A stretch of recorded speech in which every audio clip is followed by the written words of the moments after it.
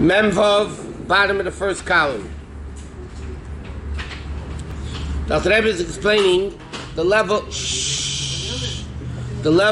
ksiva and chakika in the nefesh, and the level of machshava. In machshava, there's letters of chakika and there's letters of ksiva. And he said, what is that? When a person thinks exactly what he's going to be saying, that's written letters. It becomes already a separate entity. It becomes tangible. When a person thinks above what they're planning to say, just think seichel or midas, whatever it is, so then the letters are not formed yet. They're actually one with the nefesh. It's like the ray of the sun in the sun. But he says now, it's not an exact analogy of chakika and ksiva, and it's not similar to the concept of letters in the nefesh. Why? Because letters that are in seichel,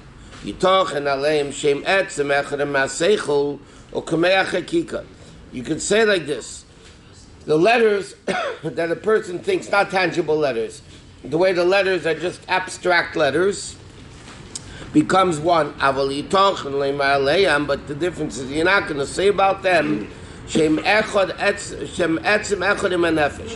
like this. The mashal is that just like engraved letters are part of the stone, so these letters, machshava letters, above the tangible letters, are one with the nefesh. So the Rebbe says it's not true, really. Why? Because chakika, the engraved letters, is taka part of the stone. But the letters that you're thinking, even the non-tangible letters, are not one with the nefesh. The nefesh is much greater than the level of machshava. Machshava is only a garment of the nefesh. But the nefesh itself, it's not the letters of machshava are one with the nefesh. By chakika, by engraved letters, the letters are part of the stone. But it doesn't work like that by the nefesh. And he said, it's not even one mikar ha-seichel. Koshkim and ha-seichel ha-goli, definitely not in the open level of seichel. Okay, skip to the top of the next column. Well, Inyan ha-moshul, and as far as the moshul goes, Yuvan ha-moshul kos because the Kaddish. And the boss of Yas David Shemifta Eisis HaNekudis, that the pronunciation of the letters and the vowels Hulamayla me ha-seichel ha-musa gemuven, that the level of letters and the kudus is a level which is above seichel mi-seichel nel v'kadmas ha-seichel shebenefesh ha-medaberes, which is higher than the level of revealed seichel. Lochein ein atin yochel ledaber av shemevin hakol. A kid can understand everything and he can't speak. So the question is, if he understands everything, why can't he speak it? Because letters in the kudus, the Rebbe explains in Tanya, comes from a level of the hidden seichel, above understanding, and that level the kid didn't develop yet. There's a certain age maturity that goes above seichel. Rabbi calls a yuven. There's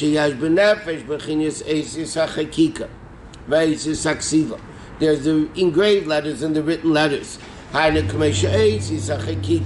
Just like letters of the stone. Just like they're part of the stone.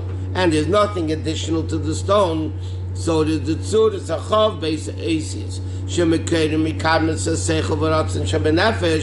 They're above the level of machshava, even the level of most seichel. And look, Beil Dal Rebbe says that based on what he says in Tanya, in Gersa Kodesh, that letters come from a level above seichel, so those letters do come from the essence of the nefesh. Those letters of machshava, and therefore a kid can't speak, even though he understands it. Because letters come, the ois is a chakika of the nefesh.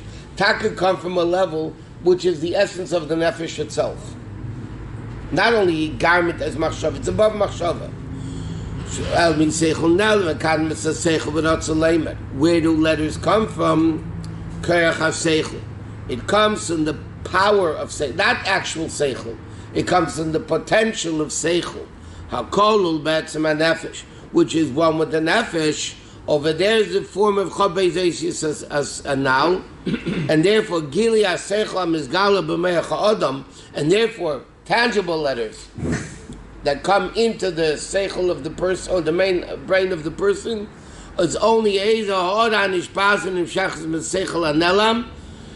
is only a ray of the hidden seichel, and it's not considered the gabi seichel anelam that you could understand it very in simple English. There's a lot of I can't follow at all. in simple English. The Alter Rebbe is explaining that based on what he says in Tanya, the source of letters don't come from seichel; they come from way above seichel. So even though thought is a garment of seichel, that's only the way the letters come into a tangible level, or the way you think even higher than that. In other words, and now the Alter Rebbe is explaining, there are tangible letters and there's abstract letters. So for instance... One second. There's revealed letters, tangible letters, and there's abstract letters. Right? Now the Alter Rebbe is saying that is not the Moshe of Eisis Chakik and the Nefesh. The engraved letters that we're talking about in the Nefesh is the source of letters which originates in the level of Seichel, higher than Seichel Nelam. It originates in the Nefesh itself. And that level is not the garment of Machshava. The garment of Machshava is the revelation, a slight revelation from that level of the essence of the Nefesh that comes into thinking letters. So there is a nefesh. That's why we said there's an expression in Chassidus, "Hanefesh Maleya Oisius." The nefesh is full of letters, meaning the source of being able to limit, which is the concept of letters, that comes in the essence of the nefesh. That level comes in the essence of the nefesh, and that level is not machshava. Machshava comes from that, because he says even the letters, the abstract letters that you think concepts with, that's still not the etzem of the nefesh. And that's why it's not really similar to Eisis HaChakika. What is similar to Eisis HaChakika, the engraved letters, which is one with the nefesh? That's the level of letters that are all the way up there in the nefesh. And the only thing that happens is there's a ray of that comes into machshava. So you're saying machshava is not sourced in seichel, it's rather sourced in the essence of the soul. Let the Eisis HaChakika of machshava, yeah. And when we talk about the soul here, we're talking about the nefesh sifri or the Nefesh habamis, nefesh ulakis, it doesn't matter. You have machshava nefesh ulakis, and machshava nefesh habamis. And also it's the third soul, the nefesh sifri. Yeah, but that's just to connect the two. What's your problem? I'm just... he's trying to say how great is the mind, and how insignificant are the letters in comparison to the nefesh. Is that what he's doing through this whole... I mean, it's just very long. What he's doing is explaining, just like in Torah you have two different types of letters. Yes? Yeah. In the nefesh you have two different types of letters. Because the nefesh from Torah one. So you obviously about nefesh ulakis. Yeah, nefesh ulakis is one with Torah. Therefore, if it's one with Torah, just like in the Torah, there's written letters and there's Sefer Torah, and there's engraved letters in the Luchis. In the nefesh of the person, there's engraved letters and there's written letters.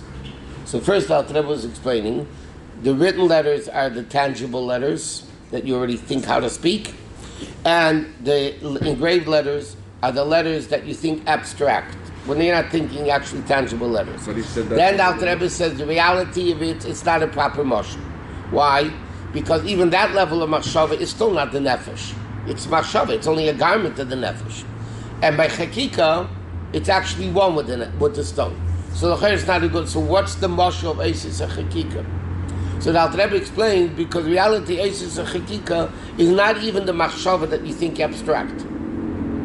The source of machshava, of letters, not machshava, the source of letters is in the essence of the nefesh. When these letters come out, a ray of that level comes into the nefesh, into machshava, yeah, then you could think abstract letters. So the abstract letters are not really the chakika letters. The chakika letters of the nefesh, there's a level in the nefesh that has letters in it, meaning the power of limitation. Even by elokus you have the level of elokus, which is the infinite power of elokus. And then you have the limited power of Hashem. Like it says in Avedis HaKedesh, Shem sheyesh lekeach bilti bal gvul, kach yesh lekeach b'gvul. The same way Hashem has infinite abilities, Hashem has finite abilities. Why must we say so? For two reasons. First of all, if you say he's only infinite, then you're limiting him that he's not finite. And equally important is, if he's only infinite, how can he create finite? You can't create what you're not. Okay? So therefore we say that Hashem has the infinite power and he has the limited power. That limited power is the concept of letters. The concept of letters themselves are nothing. It's daimim. It's letters themselves don't mean anything. Have an aleph and a gimel and beis, that doesn't mean anything. It just means power of putting something putting something into a limited form, whether it's a seichel or a midah. It's not only seichel. If somebody loves somebody, right? Now, how do you reveal that love to the person? You say, "I love you," or this, or that, right? So that action, those letters, are the revealing and limit. By the way, it limits the level of the love. That's the famous story when the Rebbe Rashab wrote a Maamarim, said that's the Chassidic kiss. Yeah, and the Rebbe explains why is a Maamarim a Chassidic kiss. He says because the Rebbe explains just like the Gemara says is ano nafshi ksavis yahavis, which simply means I myself wrote it and gave it. The Rebbe interprets I wrote myself and gave myself. It means Hashem put his essence into Torah. So therefore tzaddikim do the same thing. Tzaddikim they will burn, the Rebbe explains. Therefore when the Rebbe Rashab wrote a Maamarim, he actually put his essence into the Maamarim.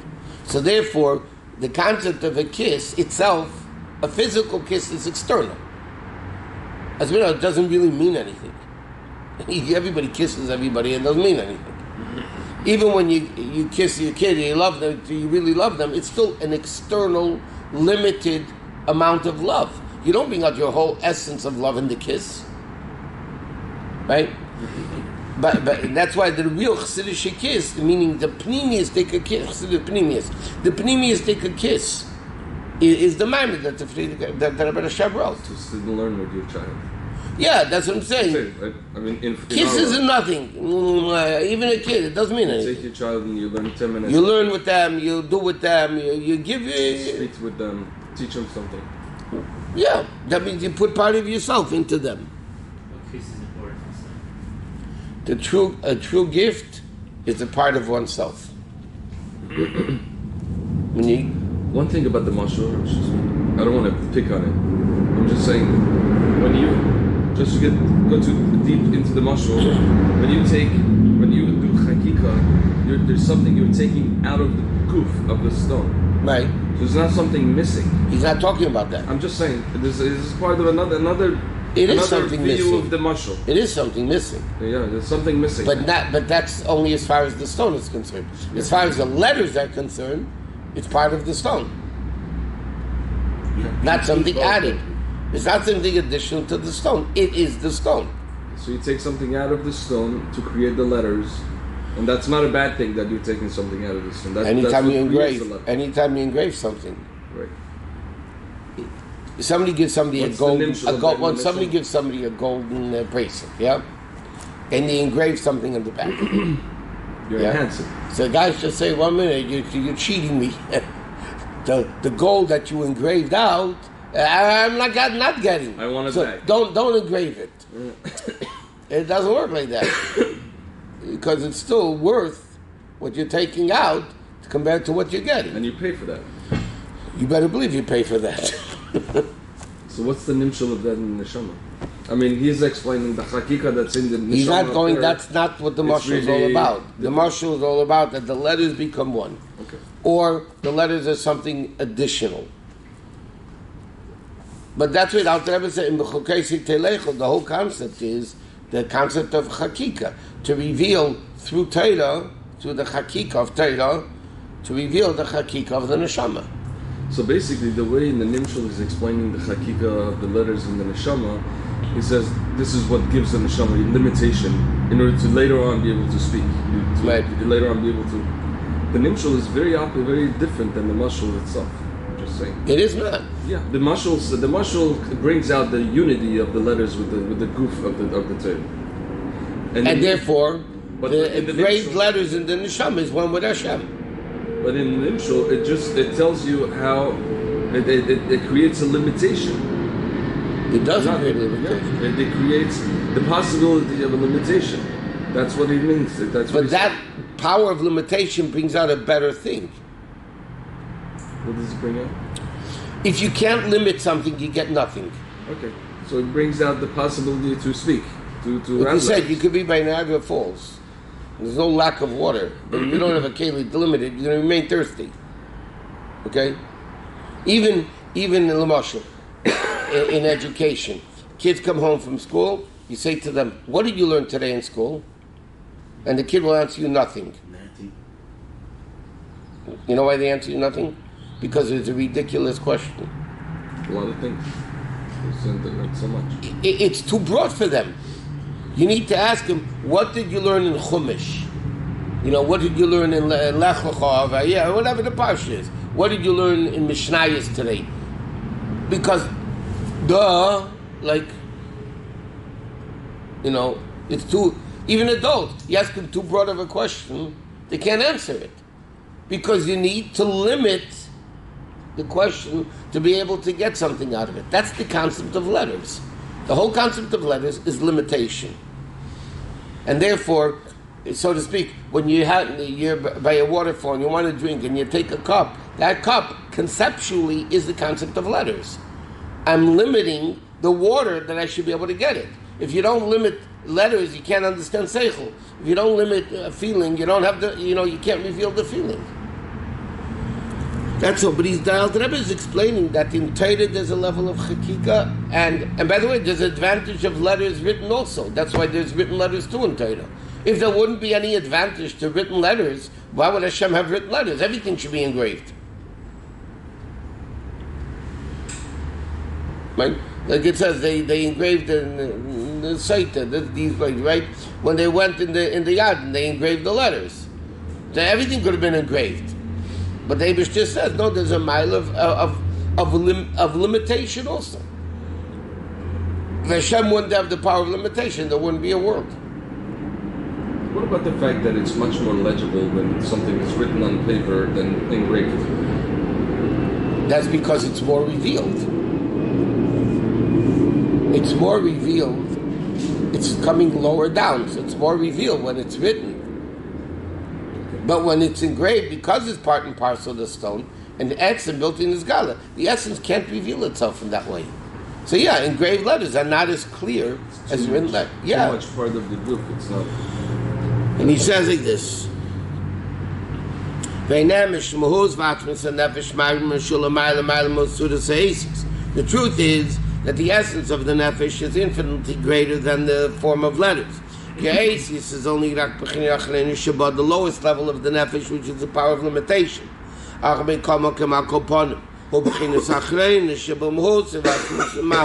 It's still, the letters are still part of the nefesh. And it's not anything additional. It is the essence of the nefesh. Even though the nefesh really is higher than the form of letters, even chakika, but still the lowest part of the nefesh, which reveals itself, is chakika.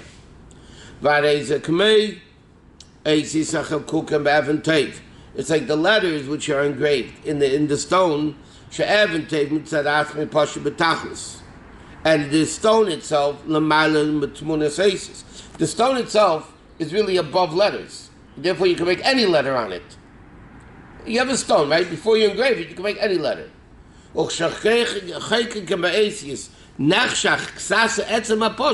Now that the stone darkens a little bit when you engrave, like we just did. The stoning gets dark. There's still nothing else. It's still the stone. I'll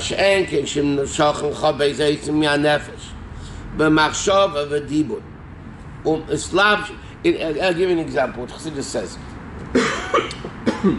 The Kerech HaKsiva, or the Kerech HaDibur, the hand has in it a power to write any sign, any letter, any symbol, any drawing.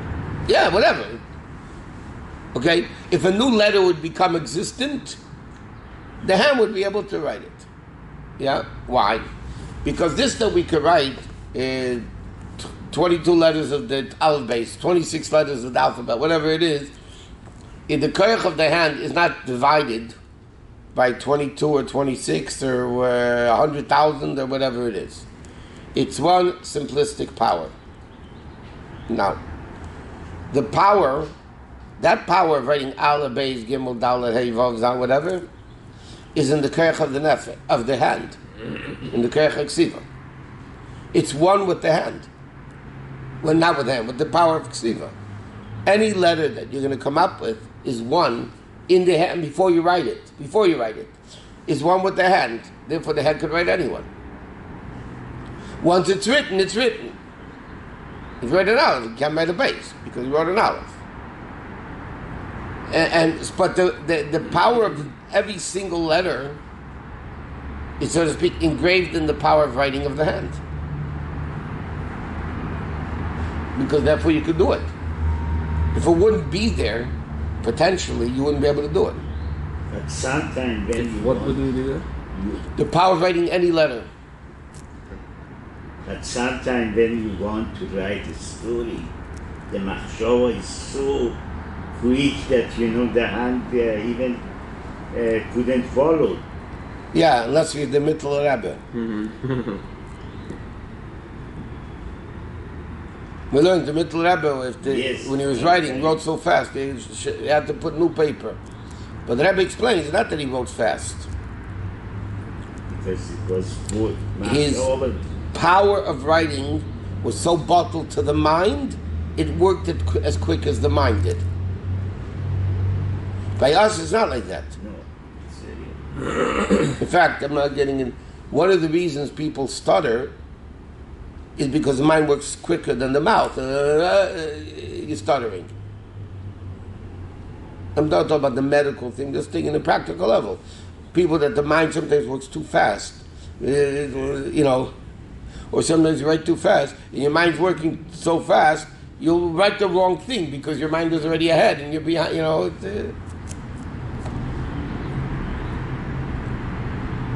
This whole concept of the nefesh is remarkable, by the way.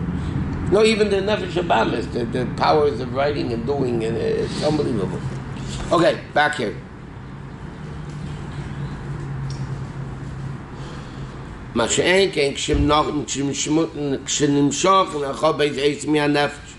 the 22 letters come, in thought and speech,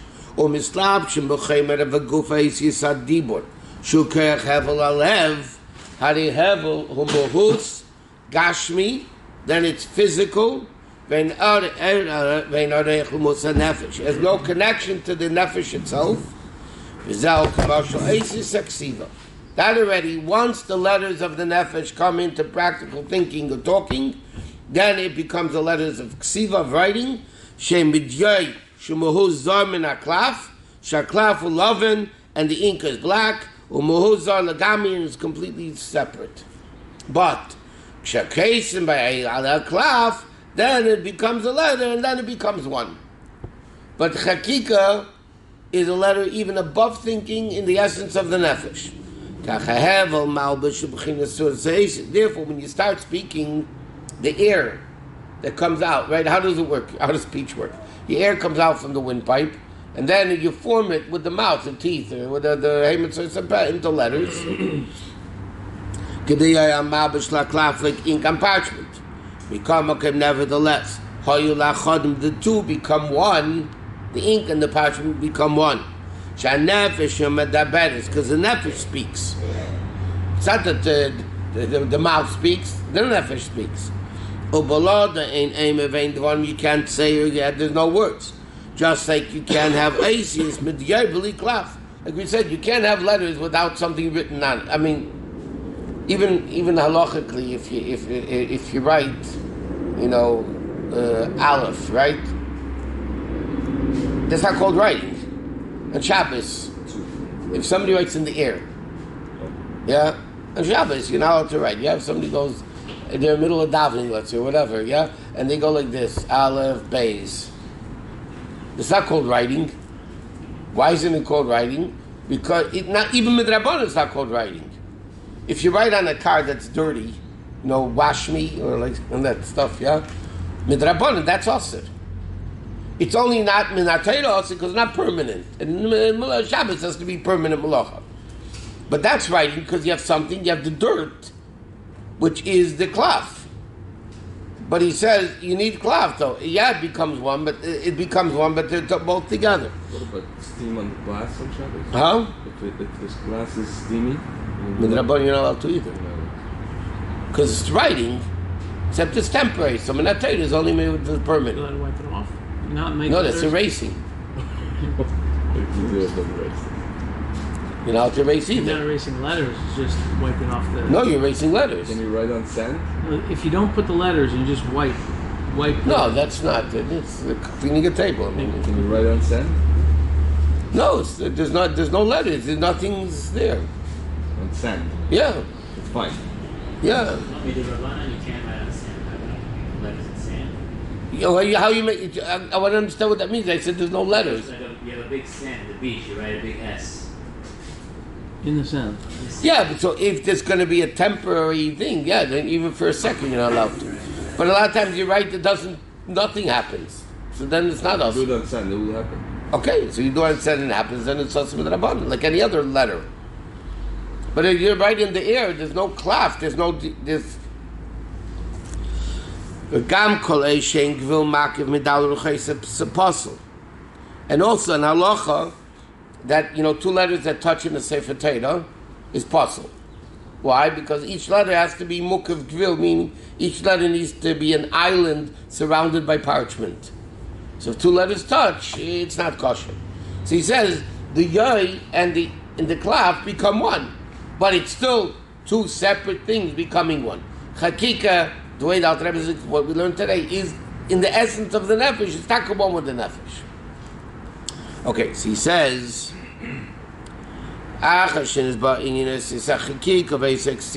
and the difference between them in a physical mashal, and now we can understand mi'at yuvan kol zeh ma'at mizer benimshul l'mayla.